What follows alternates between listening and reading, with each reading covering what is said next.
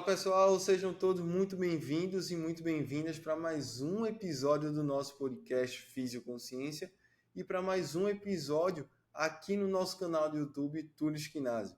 E no episódio de hoje vamos mergulhar em um tema extremamente importante e que muitas vezes é subestimado na nossa prática clínica, que é o efeito nocebo. E para aqueles que não são tão familiarizados com esse termo, o nocebo é um fenômeno em que as expectativas negativas de um paciente em relação ao tratamento podem e, de fato, influenciam negativamente o resultado desse tratamento. E como fisioterapeutas enfrentamos esses desafios de constantemente de não apenas tratar os sintomas físicos dos nossos pacientes, mas também da gente gerenciar ali as suas expectativas e percepções em relação ao tratamento. E aí é exatamente isso que eu quero estar explorando com vocês nesse vídeo de hoje, nesse episódio de hoje. E aí o seguinte, dentro da área da saúde, a gente procura ali otimizar os nossos resultados e causar um mínimo de dano possível no nosso paciente. E dentro dos nossos atendimentos, precisamos ali ter um conhecimento de dois efeitos importantíssimos na nossa prática clínica, que é o efeito placebo e o efeito nocebo. E antes da gente entrar na questão principal do nocebo, a gente também precisa falar um pouco para vocês do efeito placebo.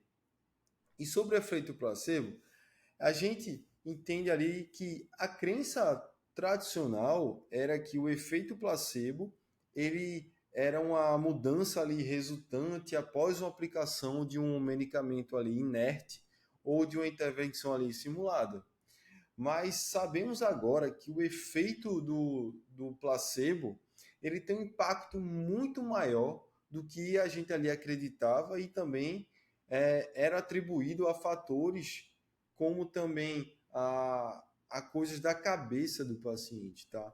Porém, situações como comunicação, atenção, segurança, conforto e significado, eles também estão dentro ali do pacote do que é o efeito placebo, tá? E aí, dentro disso, ele é um fenômeno observado ali quando um paciente ele experimenta melhorias em sua condição de saúde após receber um tratamento que é inativo, que não, entre aspas, ali, não funcionam. E simplesmente isso acontece porque ele acredita que o tratamento é eficaz. Em outras palavras, o efeito ali placebo ele ocorre quando a expectativa positiva do paciente em relação a um tratamento ali desencadeia ali uma resposta biológica que melhora seus sintomas e mesmo que o tratamento em si não tenha nenhum tipo de propriedade ali farmacológica ativa, mas ele se sente melhor. É aquele grande exemplo que as pessoas têm com um comprimido de açúcar que a pessoa toma e se sente bem. Ou até aqueles tratamentos que as pessoas sabem que aquilo ali, de fato, não existem, mas mesmo assim funcionam e as pessoas se sentem bem e falam, mas comigo funcionou, mas comigo deu certo. E falando agora sobre o efeito nocebo, ele é considerado ali o inverso do efeito placebo, que onde ao invés de ter uma ação desejada, a gente provoca ali efeitos negativos, tá? E aí acaba ali ocorrendo efeitos colaterais durante o tratamento no paciente. E aí entrando ali mais a fundo do efeito nocebo, a gente precisa aqui falar aqui de um pouco desses efeitos que são muito comuns na prática clínica, né? Que a gente vê não só dentro de um consultório, dentro de um hospital, dentro com um profissional da saúde, mas também na grande mídia, nos próprios ministérios de saúde, nos próprios conselhos das profissões de saúde, você vê muito nocebo, tá? E o que é que acontece? Situações como, mas aí é, o paciente recebe a informação que ele não pode mais correr, porque se ele correr, ele vai machucar suas articulações. Ou então, situações como o celular vai gerar dores na região da cervical. Situações como, você tem uma artrose, ou seja, você tem osso com osso na sua articulação. Isso está totalmente desgastado e você não pode mais fazer nada. Você não pode mais agachar porque você tem uma lesão no joelho. Então, tudo isso são aquilo que a gente chama de efeito nocebo, ou tudo ali que são nocebo, aquilo que a gente está gerando de informação ruim para o nosso paciente. E esse tipo de informações, e essas informações sempre tem uma ideia de que essas informações estão acompanhadas de sem nenhum teor, tá? Sem nenhum teor científico. Isso vai gerar esses exageros são extremamente prejudiciais, tá? E que fazem com que esses problemas que os pacientes têm possam ser levados até muito pior do que eles imaginam, tá?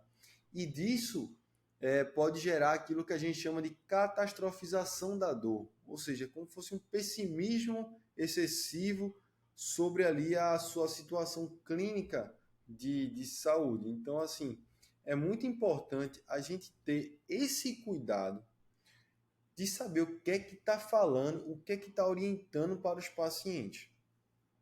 É muito comum a gente ver, principalmente na grande mídia, informações de supostos especialistas falando de coisas totalmente bizarras, tá? Das condições de saúde. E o grande ponto da gente, já que você está aqui no canal, já que você está aqui ouvindo esse programa, é porque você é uma pessoa que quer se manter atualizado na nossa profissão. É uma pessoa que está ali disposta a utilizar a prática baseada em evidência no seu dia a dia clínico. Para isso é importante que a gente saiba informações daquilo que a gente está passando. Hoje, muitas vezes, uma consulta com profissionais bons, de boa qualidade, é tirar um tempo da consulta só para educar o seu paciente sobre informações que de fato vão ajudar ele no seu dia a dia, quebrar crenças errôneas que ele tem sobre sua real condição de saúde, explicar com informações científicas claras para ele de qual é a sua real condição de saúde, porque só nesse tempo que você consegue explicar para o paciente, você consegue haver de ter uma grande evolução já no tratamento. E você também gera não só essa questão meu coach de autoridade, mas sim de aliança terapêutica durante o seu tratamento. É o paciente confiar naquilo que você está dizendo. E hoje, vamos lá, a nível Brasil, eu não quero comparar com outros países, mas vamos lá, a nível Brasil, a gente tem um grande número de profissionais ruins, profissionais que nem olham para a cara do paciente, profissionais que nem conversam com o paciente para tentar ali auxiliá-lo na sua condição de saúde, profissionais que não escutam o paciente, profissionais que não deixam o paciente falar. Então, tudo isso, mais que nunca, reforça mais ainda o nosso objetivo de gerar a diferença no tratamento, de oferecer um tratamento de qualidade, de eficiência para os nossos pacientes, passa principalmente nesse primeiro momento, da gente entender o que se passa com o paciente, de escutá-lo toda a sua história, de começar a quebrar suas objeções. Exemplos muito claros aqui, por exemplo, de começar a explicar para o paciente, olha, essa sua dor que você tem na sua coluna não tem nada a ver com a questão da postura. Deixa eu te explicar um pouquinho melhor. Olha, dentro da classificação de dores na região lombar, a gente tem duas. A gente tem a dor lombar específica e a inespecífica. A específica, ela está dentro de 5 a 10% dos casos. E dentro desses casos estão em casos que a gente chama de bandeira vermelha, que muito provavelmente você nem estaria aqui comigo no consultório. Situações como câncer, fratura, uma hérnia de disco verdadeira, uma inflamação na medula, situações clínicas como febre, incontinência urinária, incontinência uma fecal, uma falta de força muito grande, um problema neurológico grave. Enfim, você tentar explicar para o paciente situações que de fato é o que está acontecendo com o paciente, tá? Então, o cuidado de não promover o nocebo dentro da sua consulta é de extremamente importância. Por isso, é obrigatório que o profissional de saúde esteja sempre atualizado para não estar gerando problemas no tratamento, não está piorando a condição clínica do paciente, que isso é muito comum. Basta ver a quantidade de orientações erradas que nossos pacientes recebem dia após dia. Então, entender que o efeito o nocebo ele pode gerar um grande prejudicial na condição clínica das pessoas já é um ponto extremamente positivo para que vocês entendam.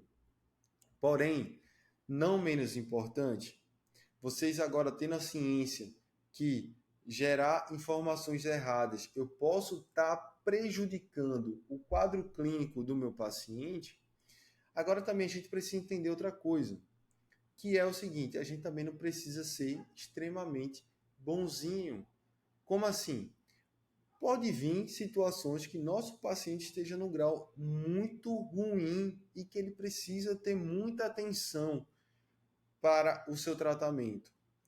E você não pode simplesmente só passar a mão. Não, calma, tudo bem, não precisa fazer isso, não precisa mudar seu estilo de vida, pode continuar do jeito que está, pode ficar em repouso absoluto. Não, isso também, o ser bonzinho demais, acaba que também pode prejudicar o seu paciente.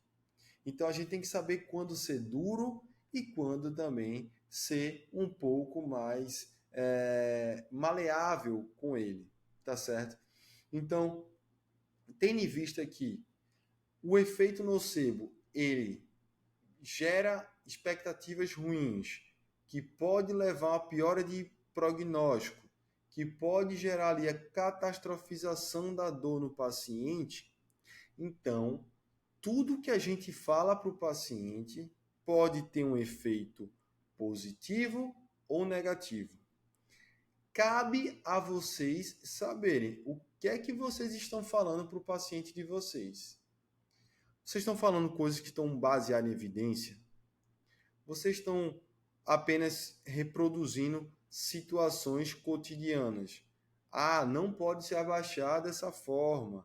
Ah, melhora essa postura. Ah, essa dor na sua cervical deve ser uma dor por conta do celular. Ah, você deveria fazer RPG. Ah, você deveria fazer ventosoterapia. Ah, vou colocar esse kinésio aqui que é que vai melhorar a sua dor. Cara, tudo isso que eu estou falando com vocês e poderia passar o dia todo falando aqui, tá? De mais coisas. Mas tudo isso são nocebos. Nocebos. Dizer que artrose é osso com osso, de dizer que não pode se agachar, enfim, tudo isso é nocebo e tudo isso prejudica a qualidade do tratamento para o seu paciente. É como se agora você só gerando informações ruins para ele agora vai entender isso de sempre de forma negativa, ele vai ter muito medo de fazer as suas atividades do dia a dia e isso vai cada vez mais deixando ele com a piora do quadro clínico. Então, gente, por favor, tomem cuidado naquilo que vocês vão dizer aos seus pacientes, aquilo que vocês vão orientá-los. usem sempre informações que tenham um bom embasamento científico. Falem, estudem o caso do paciente e deem uma aula de maneira clara para ele. Incentivem sempre ele ser uma pessoa independente, que tenha autonomia, que seja ativa, que cultive bons hábitos, tá? Fora isso, só se for algo de muita exceção, e eu ainda dificilmente consigo aqui acreditar em alguma coisa. Então, cuidado com o que vocês falam para os seus pacientes, cuidado nas informações que estão sendo passadas por aí. Essa semana, semana passada, que eu gravo esse vídeo aqui, o Conselho Federal de Fisioterapia fez um post sobre um tema sobre pescoço de texto, relatando que o uso excessivo do celular poderia gerar uma dor na cervical. E aí, poxa, a gente tem vários e vários e vários estudos, inclusive de autores brasileiros, provando muito pelo contrário, que não é efeito de casualidade ali. E aí, se eu não me engano, parece que eles retiraram essa postagem das suas redes sociais. E assim a gente vai ter também vários em vários no Instagram, em todo lugar tem alguém falando besteira, tem alguém aí querendo inventar tratamentos absurdos, informações horríveis, e precisamos ter muito cuidado, precisamos sempre utilizar boas informações para que, até em forma de orientação, conseguimos oferecer o melhor para os nossos pacientes. Então, fica essa dica para vocês hoje. Por favor, estudem prática baseada em evidência, estudem sobre aquilo que de fato possa orientar de melhor maneira os pacientes para que eles tenham um melhor tratamento e uma melhor condição clínica, tá bom? Então é isso, fiquem com Deus e até a próxima.